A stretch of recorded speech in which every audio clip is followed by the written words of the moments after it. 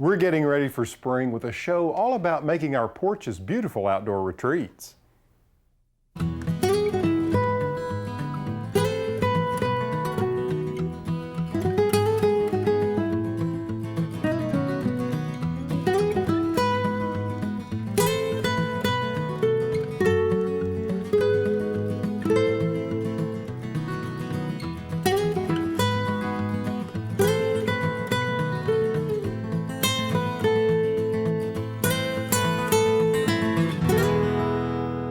Hi, I'm Alan Smith. You know, spring is just around the corner, and I have one thing on my mind, and that's color. In today's show, we're going to take a look at some ways to create beautiful, inviting places where we can sit, kick back, and enjoy the garden.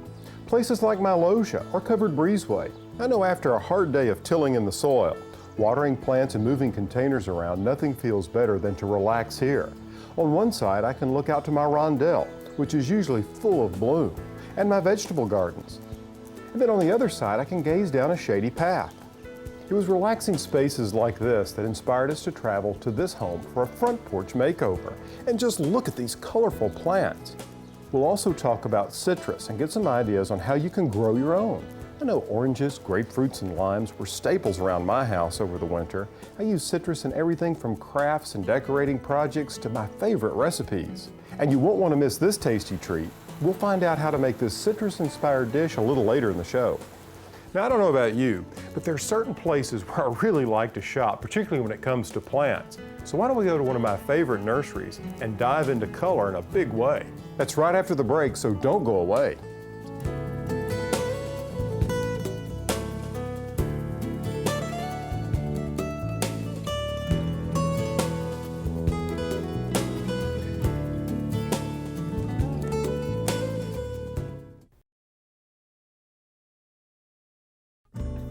Welcome back. Now, before we get into this front porch makeover, I want to introduce you to Jim Schultz. You see, Jim is the owner of Schultz Greenhouses in Hot Springs, Arkansas.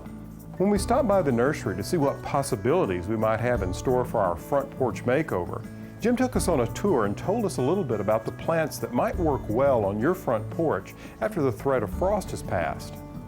This is a regular Ficus benjamina, or weeping fig, that's used primarily as a houseplant.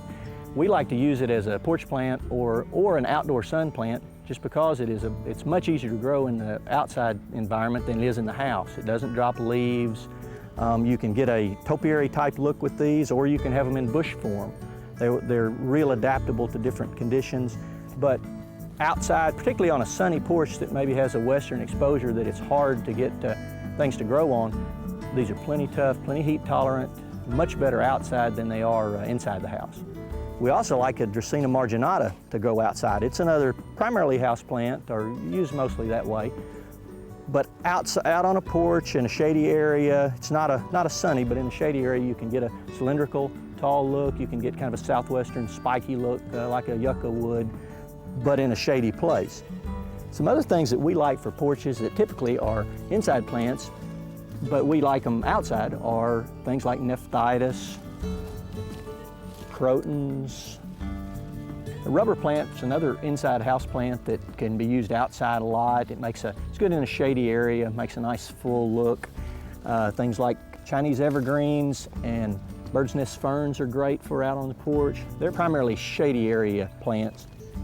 For a sunny environment on a porch, the two things that I probably like the most are hibiscus, which are very easy to do, just full sun, heavy feeding, do great, and caladiums. Caladiums are mostly thought of as a shade plant, but there's a few varieties like this, Red Flash or Aran, that make a great full sun plant. Very easy, no blooms to shed. A lot of people like that because any type of flowering plant that sheds on a porch sometimes can cause problems. But caladiums do great, last all summer, sun or shade, sun for only some varieties.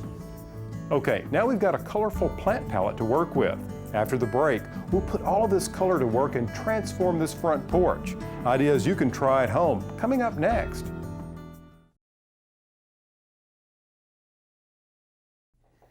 Hi, welcome back. I don't know about you, but this time of year, I'm itching for some color and to get my hands out in the garden. To satisfy that itch, I've started planting some seedlings indoors. So a little later in the show, we're going to step out onto my loggia or breezeway, where I'll give you some tips on how to get these guys going in a really big way. But first, let's head back to Hot Springs, Arkansas. You see, this town surrounds our country's first national park. Here you can find 147-degree thermal water bubbling out of the earth.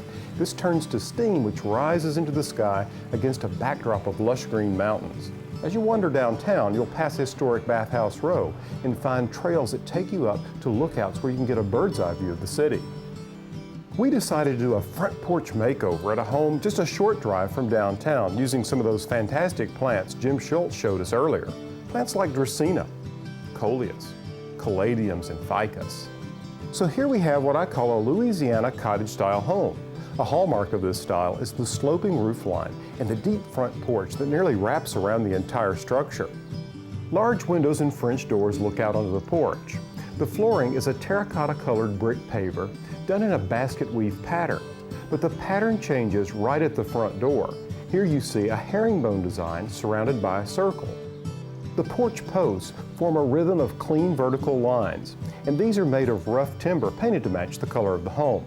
You see, I find these makeover projects are best when you can start with a clean slate.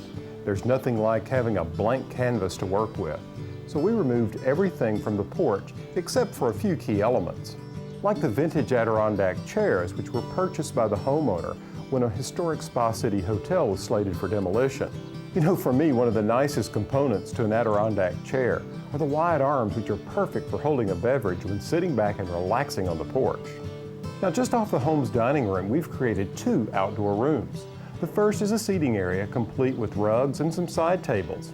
As you can see, this is an ideal place to sit back and read the morning paper or enjoy one of your favorite hobbies, provided it's not water polo, of course.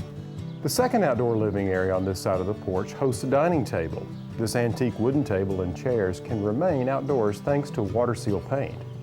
Now, moving down the porch, you'll notice that we've placed a traditional concrete bench closer to the house to further enhance the relationship between inside and out. The homeowners purchased this bench at a local shop, but made it look older, more like stone, by letting the concrete weather.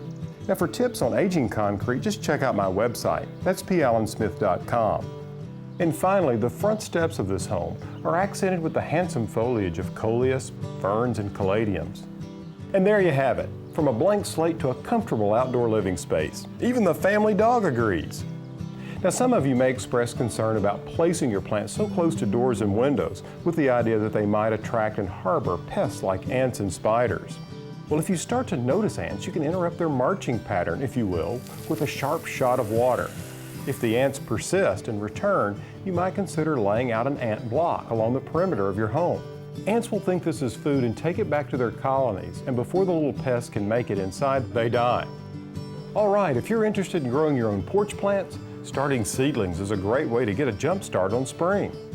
There's really nothing to this process. All you need is a source of light and heat and a good planting medium. When it comes to the soil, I recommend using a commercial blend that's light and sterile. Of course, light is important, and you'll want to give the seedlings at least 12 to 16 hours of sunlight each day. That's why I put these under a fluorescent lamp. Certainly one of the most overlooked aspects of starting seed indoors is keeping the soil warm. This is very important. And what I use to do this is one of these heating mats. You can take an entire tray like this, and it'll keep the seedlings nice and snug. Okay, let's shift gears for a moment. When it comes to growing citrus, believe it or not, you don't have to have acres and acres or even live in a tropical environment. A simple container will do. More on this right after the break. When you think about it, most of the plants we enjoy indoors as houseplants are actually tropicals. They come from parts of the world where temperatures are fairly constant, much like the inside of our homes. So it shouldn't be any surprise that fruit-producing tropicals, like members of the citrus family, make excellent houseplants. About the only disadvantage to growing them is many of them can get too large and cumbersome for inside. This lime tree in a few years will have to find a new home. That's why I like this little plant. This is the Calamandan orange. It's actually a little miniature orange tree that rarely exceeds 30 inches in height. This plant is actually very easy to care for. When it comes to growing conditions, it prefers at least 4 hours of sunlight a day. And for moisture, you don't want the roots to dry out completely, but never let them sit in water. It's best just to keep the soil consistently moist. This Kalamondan orange has been grown as a single trunk, but I'd like one with a broader canopy. So I'm going to begin pruning this young plant where it has 3 principal trunks. The way to do this is to simply choose the strongest trunks and remove all of the smaller secondary limbs from them up to a certain height. As you can see, I've removed about 1/3 of the foliage from the bottom part of the plant. Now occasionally, Kalamondan orange can have a problem with scale, mealybug, and spider mite, so I spray any infested plants thoroughly with an insecticidal soap. Between the blooms and the fruit, which can take almost a year to ripen, there always seems to be something interesting going on with this plant. Now, if you like the flavor of citrus as much as I do, then you'll want to check out the collection of recipes on my website. That's pallensmith.com. Speaking of recipes, when it comes to desserts, I tend to go for things made with lemons. Pies, tarts, cakes, you get it, I love them all. As you saw with the Kalamondan orange, citrus is ideal for growing in containers. Even though they can tolerate temperatures down to, say, the mid-20s, gardeners in colder climates can grow them indoors. After all, George and Martha Washington did at Mount Vernon. They kept their trees in their orangery, a building with plenty of light and just enough heat to keep them alive. This particular variety of lemon is called Eureka, and it's probably the one that we find most often in the market. It's popular because it bears fruit all year long, but not always this heavy. Whether you're growing citrus in the garden or in a container indoors, it's important for the soil to drain quickly. You see, standing in water is the kiss of death for them. However, at the same time, it's important that the soil stay moist. You never want a tree to reach a point of wilting. If you find the leaves begin to turn yellow with green veining and don't keep a rich dark color like these, it may be suffering from an iron deficiency, but you can correct this problem with chelated iron or iron sulfite. Many grow citrus by simply planting the seed of things like grapefruit and limes. They can enjoy them as houseplants for years. But if you want to grow a tree with fruit like this, it's better to plant it outside. Whether you grow citrus yourself or pick it up at the grocery, you can enjoy it in recipes and for decorating and crafts. Here's a project for creating a simple potpourri using lemons, dried leaves, and seed heads. Since I've followed a lemon theme with the aroma and color of this blend, I'm going to further enhance it with the essential oil of lemongrass. This is sort of like baking chocolate chip cookies. If you want to increase the flavor, add more of the essential ingredient, chocolate chips. Only with this, just add more oil. Since I want this to be particularly lemony, I'm putting about 4 drops per double handful of the potpourri, and I'm folding it in to make sure that it's distributed evenly. Now these seed heads are good because they absorb the oil and hold it. Now for the presentation. Since most of this came from the garden more or less, I like to carry out the theme by packaging it in a simple clay pot. I just fill it with potpourri and leave a bottle of the oil on top to refresh it later. For wrapping, I just pull some of this clear wrap up around it, tie it with raffia, and accent it with some greenery. You just want to make sure the potpourri is completely dry so it doesn't cloud the plastic. Okay, now it's time for viewer mail. Today we have a letter from Sharon in Cleveland, and she writes, "On my local news, I saw a report about vitamin C. When is the best time to get fruits and vegetables that contain this vitamin?" Well, you know, Sharon, we live in a big country, and luckily in the winter, so much citrus is harvested both in California and in Florida. I'm sure during the cold months, you've noticed all the fresh citrus like grapefruits, oranges, and lemons popping up at the grocery. Now, even if you don't care for the flavor, which I can't imagine, you cannot deny the impressive health benefits that come from these fruits. There's so much here that's good for us. You see, citrus is loaded with vitamin C, a valuable antioxidant. Scientists believe that these antioxidants counteract harmful molecules known as free radicals. Not to mention what vitamin C can do for us in defense against the common cold during winter. Citrus is also full of potassium and vitamin B, the same vitamins we find in leafy green vegetables. One of the ways I enjoy using citrus this time of year is to take the wedges of oranges or grapefruits and mix them with a fresh green salad. Okay, I want to give you one more tip on starting seedlings.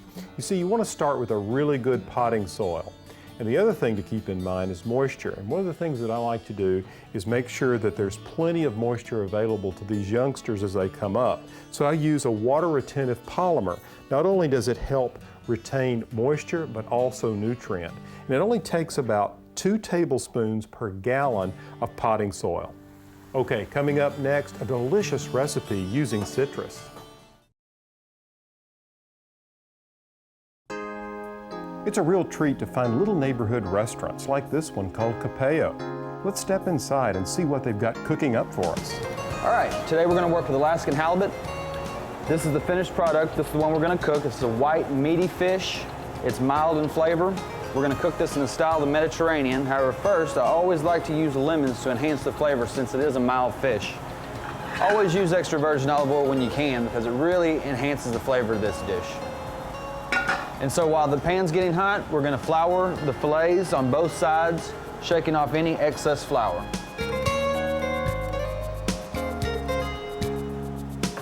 We're going to season both sides with salt and pepper. After they brown, we're going to flip them and season the other side with salt and pepper. After you season the bottom side with salt and pepper, you can add your red onions, Kalamata olives, artichoke hearts, your tomato sauce, and then you can squeeze your lemon slices in. This is 1 whole lemon I've sliced into 6 slices, and squeeze those into the sauce. And then you can add your fish stock. After it comes to a boil, we're going to put it in the oven, let it bake for about 5 minutes at 350 degrees. This is how easy this dish is to make. After 5 minutes in the oven, it's ready. It's time to present. So be careful, because after this fish is cooked, it's going to get flaky, so use a spatula and get underneath it. Use a serving spoon to spoon the sauce on top. We can garnish with some freshly chopped parsley. So it's a very simple dish. We've used Alaskan halibut and cooked it in the style of the Mediterranean.